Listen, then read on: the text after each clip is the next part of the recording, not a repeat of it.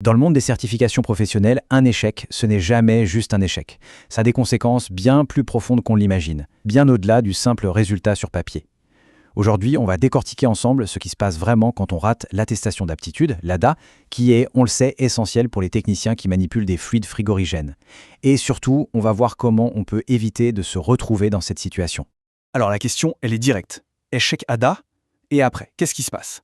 C'est un scénario que beaucoup redoutent, et pour une bonne raison, parce que ça déclenche une véritable réaction en chaîne qui finit par toucher tout un écosystème professionnel. Bon, alors, allons-y. Plongeons dans le vif du sujet. Cette image, elle illustre parfaitement le parcours. Un échec à l'ADA, ça a un impact sur 3 piliers principaux.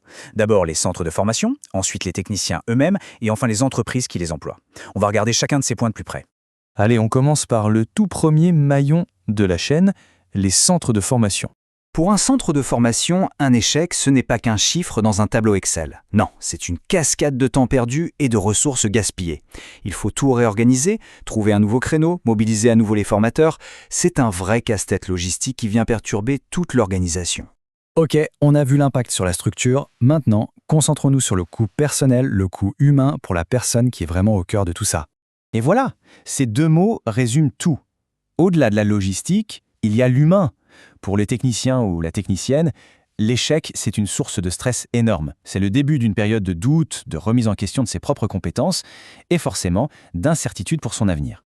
Ce qu'il faut bien comprendre, c'est que ça va bien au-delà d'un simple résultat de test. Ça vient frapper directement la confiance en soi. Ça met un coup d'arrêt à la dynamique de carrière. Un échec comme celui-ci, ça peut sérieusement freiner une progression, voire la bloquer net.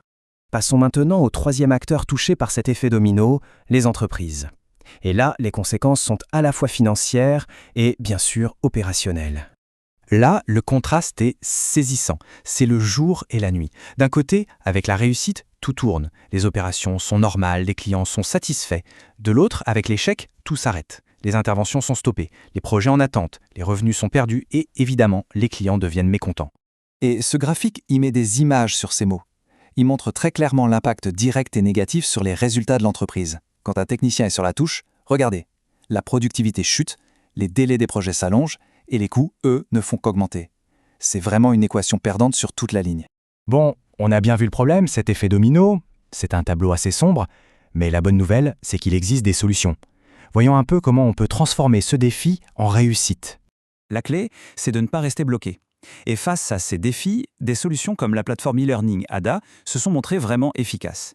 Elles offrent une préparation qui est à la fois flexible et ciblée, conçue pour transformer cette incertitude en confiance. L'objectif, c'est de donner les bons outils pour faire d'un échec potentiel une vraie réussite. En général, une bonne méthode de préparation, ça repose sur 3 étapes assez logiques. D'abord, préparer. Il s'agit de bâtir une fondation de connaissances vraiment solide. Ensuite, réviser. Là, on se concentre sur les points faibles pour être sûr de bien les maîtriser.